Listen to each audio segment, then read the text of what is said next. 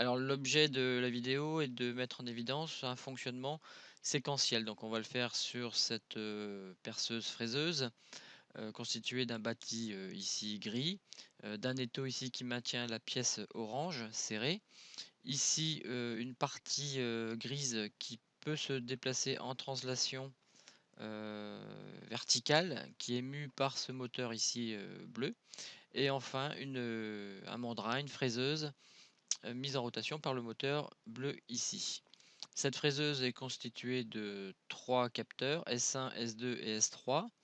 S1 a pour mission d'informer simplement que cette pièce est arrivée en position haute, S3 pour indiquer que la pièce est arrivée en position basse, et S2 on va le découvrir à la lecture du diagramme d'état qui est dessiné ici sur la droite.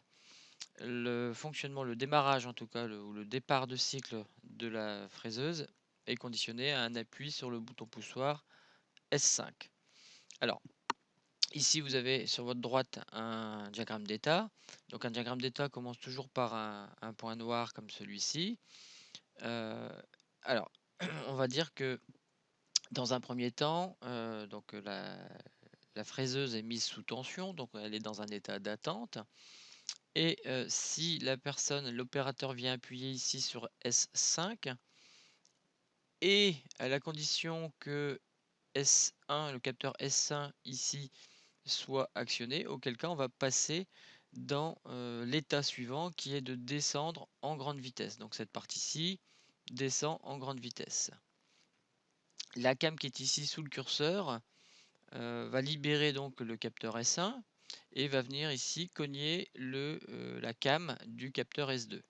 Donc dès lors que S2 est actionné, on va passer dans l'état suivant qui a pour mission de demander toujours une descente en petite vitesse cette fois-ci. Donc on passe de la grande vitesse à la petite vitesse, et la rotation de la fraise, donc c'est la rotation ici, donc la commande de ce moteur. Comme on est en descente petite vitesse, cette partie grise continue de descendre en petite vitesse, et la cam va venir, qui était initialement en S2, va venir appuyer sur la partie du contact S3. Donc dès qu'S3 ici est actionné, on passe dans le troisième état, ou quatrième, hein, c'est 1, 2, 3 et 4. Et la fraiseuse va donc passer en mode montée, donc cette pièce-ci va remonter en petite vitesse, avec toujours une rotation de broche, de fraise. Lors de la remontée, cette pièce grise va venir de nouveau appuyer sur le capteur S2, ici, et quand ce capteur va être actionné, on va passer en montée, mais en grande vitesse.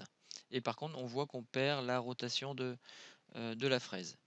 Donc cette partie qui se déplace en translation verticale est en phase de montée. On va arriver sur S1. Et en arrivant sur S1, ici, on va repasser dans un état d'attente où il faudra de nouveau une intervention de l'opérateur pour appuyer sur S5. Alors, en quoi ici on voit quelque chose de séquentiel? Tout simplement, quand on regarde ici S2, dès lors qu'on a l'entrée S2 qui est à 1, on a une première action qui correspond à descendre en petite vitesse et à faire tourner la fraise. Et ici, on se rend compte que quand on a S2 actionné, cette fois-ci, l'ordre est complètement différent de celui-ci.